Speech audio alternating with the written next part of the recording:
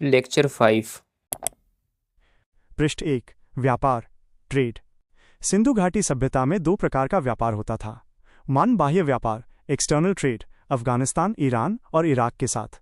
2, आंतरिक व्यापार, internal trade, Rajasthan, Gujarat, दक्षिण भारत, बलूचिस्तान और सिंध के साथ।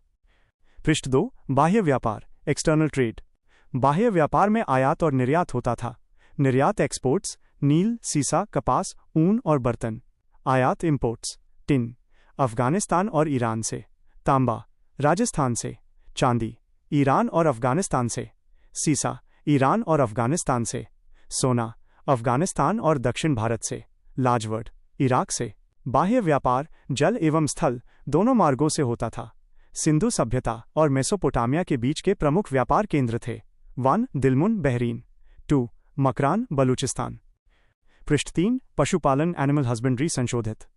सिंधु सभ्यता में पशुपालन भी प्रमुख रूप से होता था। पाले जाने वाले पशु ऊंट, भैंस, बिल्ली, भेड़, हाथी और कुबड़ वाला बैल।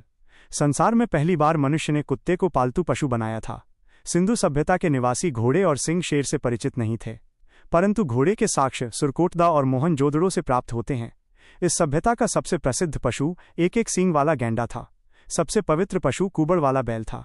सिंधु घाटी की सभ्यता का स्वरूप नगरीय था। पृष्ठ 4। धर्म, रिलीजन।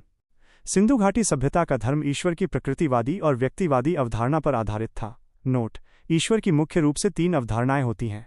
1, प्रकृतिवादी अवधारणा। 2, व्यक्तिवादी अवधारणा। 3, अव्यक्तवादी अवधारणा। प्रकृतिवादी अवधारणा, इसके अंतर्गत ईश्वर की पूजा प्रकृति के तत्वों के रूप में की जाती है, जैसे सूर्य, इंद्र, वृक्ष, अग्नि एवं पशु इत्यादि की पूजा। व्यक्तिवादी अवधारणा, इसके अंतर्गत ईश्वर की पूजा व्यक्ति के रूप में की जाती है, जैसे भगवान श्री कृष्ण, श्री राम एवं माता देवी की पूजा।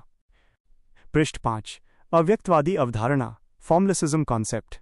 इसके अंतर्गत ईश्वर को निर्गुण, निराकार तथा विशेष माना जाता है। इसके अनुयायी गुरु नानक, शंकराचार्य एवं दयानंद सरस्वती इत्यादि थे। सिंधु सभ्यता के निवासी पूजा करते थे। 1, पीपल का पेड़। 2, मातृ देवी।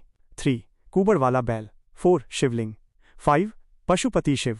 6, लिंग एवं योनि। इस सभ्यता के निवासी स्वस्तिक चिन्ह से भी परिचित थे।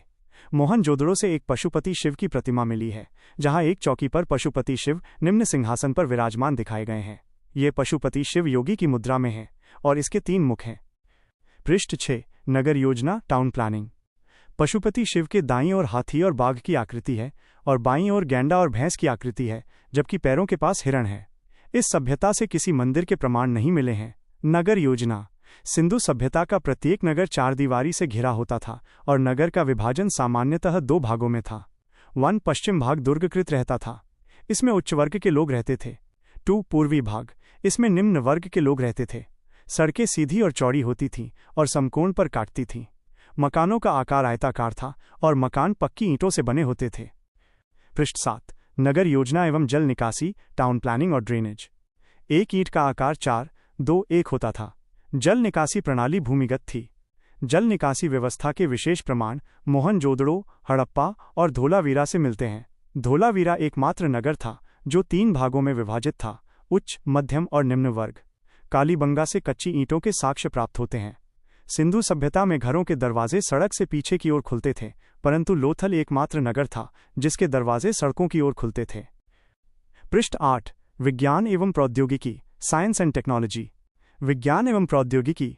सिंधु घाटी सभ्यता के लोगों को विज्ञान एवं प्रौद्योगिकी की भी जानकारी थी।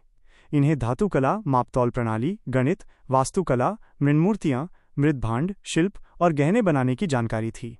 धातुकला, मेटलर्जी।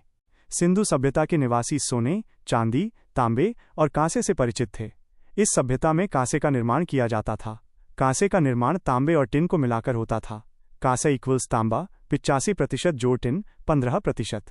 कांसे का अधिक प्रयोग होने के कारण इस सभ्यता को कांस्य युगीन सभ्यता कहा जाता है। पृष्ठ 9। मापतौल प्रणाली, system of weights and measures. Sindhu सभ्यता के निवासी दशमलव प्रणाली का भी प्रयोग करते थे, जैसे 1, 2, 3, 4, 5। इस सभ्यता में शून्य का ज्ञान नहीं था। मापतौल का अनुपात था 2, 4, 8, 16, 32, 64, 128। लोथल से हमें मापतौल के उपकरण और एक हाथी के दांत का बना पैमाना मिलता है। प्रयोग किए जाने वाले बाट घनाकार, वर्गाकार और शंकु आकार होते थे।